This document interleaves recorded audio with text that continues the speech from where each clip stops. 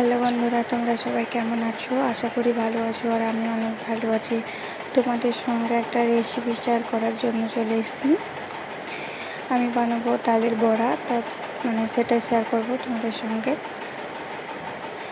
তালটা ভালো করে ছাড়িয়ে নিয়েছি, তারপরে হাত দিয়ে ভালো করে তালটা, যে বীজটা হয় তালের শাঁসটা হবে, সেটা হাত দিয়ে এরকম করতে হবে।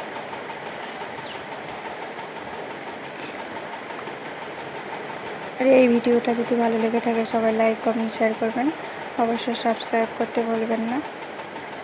আমি এতদিন ভিডিও দিতে পারিনি, আমার শরীরটা খুব অসুস্থ ছিল, তার জন্যে। দেখুন, তালের শাঁসটা আমি ভালো করে বের করে নিয়েছি। তারপরে এখানে নিয়েছি ময়দা আর নিয়েছি চালের গুঁড়ি।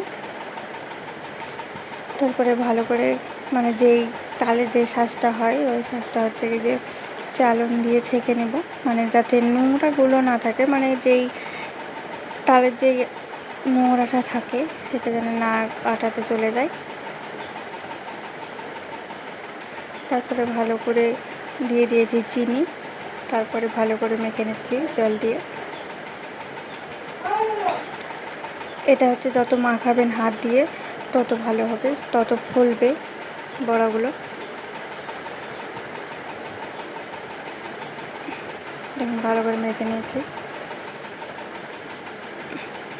তারপর ভালো করে তেলটা গরম করে নিয়েছি, তারপরে দিয়ে দিলাম, ছেড়ে দিচ্ছি বড়াগুলো। দেখুন কত ছোট দিচ্ছি আর কতটা মোটা হবে হলে।